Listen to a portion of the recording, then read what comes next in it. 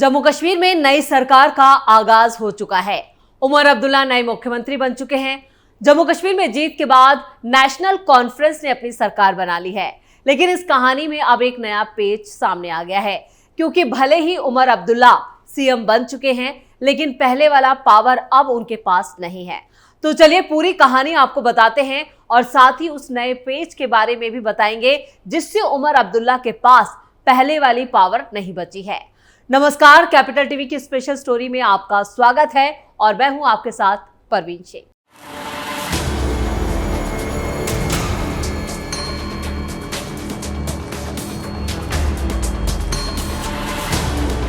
अगस्त 2019 में केंद्र शासित प्रदेश बने जम्मू कश्मीर को 5 साल बाद पहला मुख्यमंत्री मिल गया है।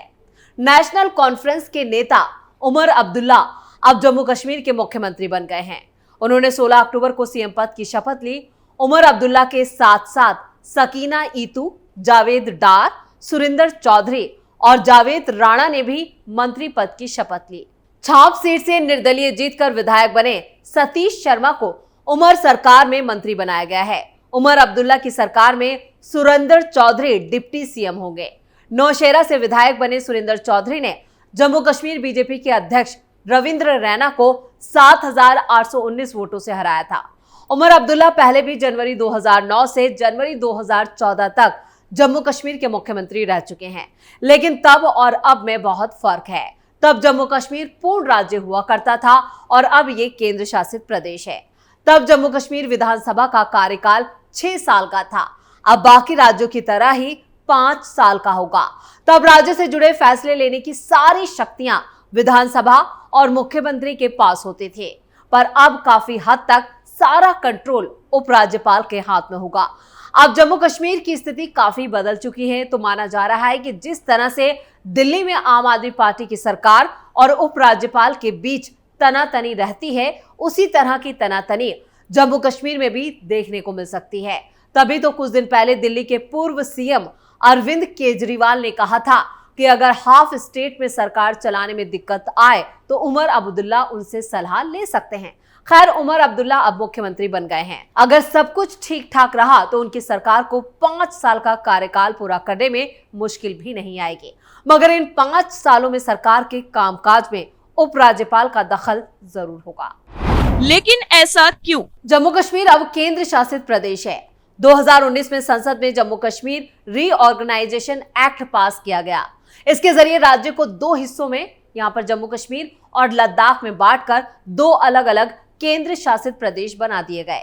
जम्मू कश्मीर में विधानसभा है, जबकि लद्दाख में विधानसभा नहीं है। संविधान का अनुच्छेद 239 कहता है कि हर केंद्र शासित प्रदेश का प्रशासन राष्ट्रपति के पास होगा। इसके लिए राष्ट्रपति हर केंद्र शासित प्रदेश में एक प्रशासक की नियुक्ति करेगा।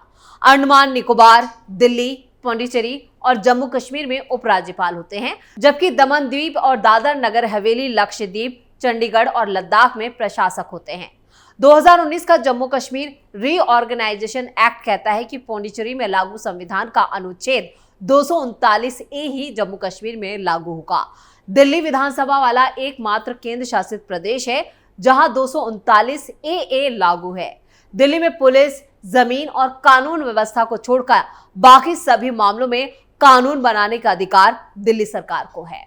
क्या होंगी जम्मू कश्मीर विधानसभा की शक्तियां? 1947 में जब जम्मू कश्मीर भारत में शामिल हुआ था तो उसे रक्षा, विदेश मामले और संचार को छोड़कर बाकी सभी मामलों में कानून बनाने का अधिकार था। अनुच्छेद 370 रद्द होने से पहले तक जम्मू कश्मीर विधानसभा के पास कई शक्तियां थे, जबकि वहां के मामलों के लिए संसद की शक्तियां सीमित थीं। हालांकि 2019 के बाद जम्मू कश्मीर की संवैधानिक संरचना पूरी तरह से बदल गई है और अब वहां सरकार से ज्यादा बड़ी भूमिका उपराज्यपाल की हो गई है। 2019 का कानून कहता है कि पुलिस और कानून व्यवस्था को छोड़कर जम्मू कश्मीर विधानसभा बाकी सभी मामलों पर कानून बना सकती है, लेकिन एक पेच भी है। अगर राज्य सरकार राज्य सूची में शामिल किसी विषय पर कानून बनाती है तो उसे इस बात का ध्यान रखना होगा कि इससे केंद्रीय कानून पर कोई असर ना पड़े। इसके अलावा इस कानून में यह भी प्रावधान किया गया है कि कोई भी बिल या संशोधन विधानसभा में तब तक पेश नहीं किया जाएगा जब तक उपराज्यपाल उसे मंजूरी ना दे। उपराज्यपाल के पास क्या हैं शक्तियां? अब जम्मू कश्मीर में उपराज्यपाल ही एक तरह से सब कुछ है। सरकार को भले ही पुलिस और कानून व्यवस्था को छोड़कर बाकी मामलों में कानून बनाने का अधिकार है, लेकिन उसके लिए उपराज्यपाल की मंजूरी जरूरी होगी। इतना ही नहीं, उपराज्यपाल का नौकरशाही और एंटी करप्शन ब्यूरो पर भी नियंत्रण होगा। इसका मतलब हुआ कि उपराज्यपाल सरकारी अफसरों का ट्रांसफर और पोस्टिंग उपराज्यपाल की मंजूरी से ही होगा। इसके अलावा उपराज्यपाल किसी भी काम की वैधता पर इस आधार पर सवाल नहीं उठाया जा सकता कि उन्हें ऐसा करते वक्त अपने विवेक का इस्तेमाल करना चाहिए था या उन्होंने विवेक का इस्तेमाल नहीं किया था। उनके किसी फैसले को अदालत में इस आधार पर चुनौती नहीं दी जा सकती कि उन्होंने फैसला लेते वक्त मंत्री परिषद की सलाह ली थी या नहीं ली थी। क्या टकराव की शुरुआत भी हो गई? हाल ही में 2 ऐसे फैसले लिए गए हैं जिसे सरकार और उपराज्यपाल के बीच टकराव की शुरुआत माना जा रहा है। हाल ही में जम्मू कश्मीर पुलिस यानी गजेटेड सेवा भर्ती नियम में संशोधन किया गया है। अब पुलिस में की जाने वाली सीधी भर्तियां जम्मू कश्मीर लोक सेवा आयोग करेगा। साथ ही प्रमोशन के मामले डिपार्टमेंटल प्रमोशन कमेटी तय करेगी। यह संशोधन 10 अक्टूबर को ही किया गया है, यानी चुनाव नतीजों के बाद। पहले पुलिस भर्ती के लिए जम्मू कश्मीर का अपना भर्ती बोर्ड था। इसके बाद 11 अक्टूबर को ही Jammu Kashmir civil service rules में भी संशोधन किया गया है। इसके मुताबिक अब जम्मू कश्मीर सिलेक्शन बोर्ड के पास सभी पीएसयू, सरकारी कंपनियों, निगमों और बोर्ड में सर्विस और ऑन गजेटेड पदों के साथ साथ क्लास 4 की भर्तियां करने का अधिकार भी होगा। यानी अब चुनी हुई सरकार क्लास 4 की श्रेणी में भी भर्ती नहीं कर सकेगी।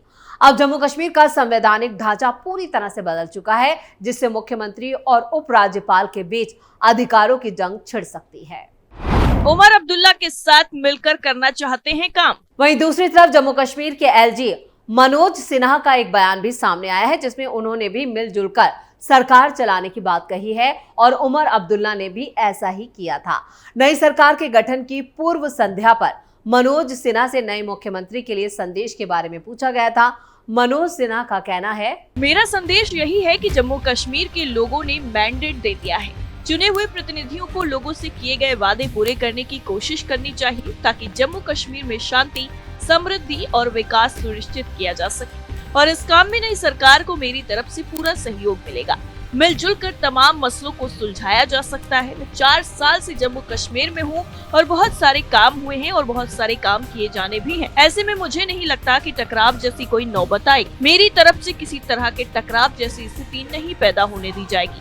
मेरी ओर से टकराव की कोई वजह नहीं होगी। वैसे मुख्यमंत्री और उपराज्यपाल की ये सोच तारीफ के काबिल है और अगर दोनों पक्ष अपनी बात पर कायम रहते हैं तो ये जम्मू कश्मीर की आवाम के लिए भी काफी अच्छी बात होगी। उमर अब्दुल्ला पहले ही कह चुके हैं कि केंद्र के साथ बेहतर रिश्ते कायम करने की उनकी पूरी कोशिश होगी और प्रधानमंत्री नरेंद्र मोदी से उनकी ऐसी अपेक्षा भी है। इंटरव्यू में उमर अब्दुल्ला ने कहा था कि वो इस बात पर भी कायम है कि उपराज्यपाल और केंद्र सरकार से टकराव से कहीं ज्यादा महत्वपूर्ण बात उनके लिए है कि वो जिम्मेदारी है जो जम्मू कश्मीर के लोगों ने नेशनल कॉन्फ्रेंस को सौंपी है और मनोज सिन्हा भी ऐसी ही बातें कर रहे हैं। क्या महबूबा की तरह उमर अब्दुल्ला को आजमाने की है कोशिश? जिस तरह उमर अब्दुल्ला और मनोज सिन्हा के बयान सामने आए हैं, जम्मू कश्मीर की राजनीति में नए सियासी समीकरणों के संकेत समझे जा सकते हैं।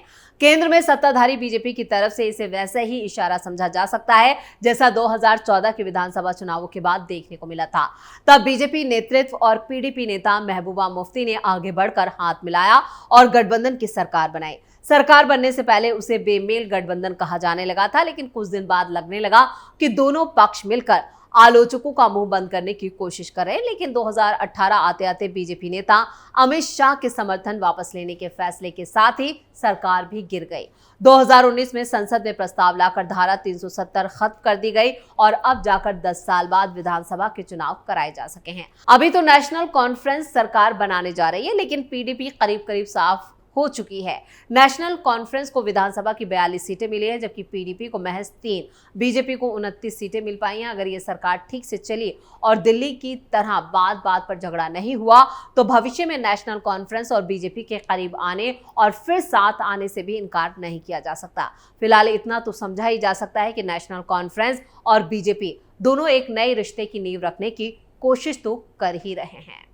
क्या ये मिलजुल कर कश्मीर से कांग्रेस की सफाई की है कोशिश? नेशनल कॉन्फ्रेंस और कांग्रेस ने चुनाव पूर्व गठबंधन किया था और उमर अब्दुल्ला के शपथ ग्रहण में शामिल होने के लिए लोकसभा में विपक्ष के नेता राहुल गांधी और कांग्रेस महासचिव प्रियंका गांधी श्रीनगर भी पहुंच चुके हैं। लेकिन नई सरकार को लेकर कांग्रेस का जो रुख सामने आया है वो अच्छे इशारे नहीं करा। एक तरफ उमर अब्दुल्ला और मनोज सिन्हा आपसी टकराव टालने के लिए कोशिश कर रहे हैं, दूसरी तरफ नेशनल कॉन्फ्रेंस और कांग्रेस में टकराव तेज हो चुका है।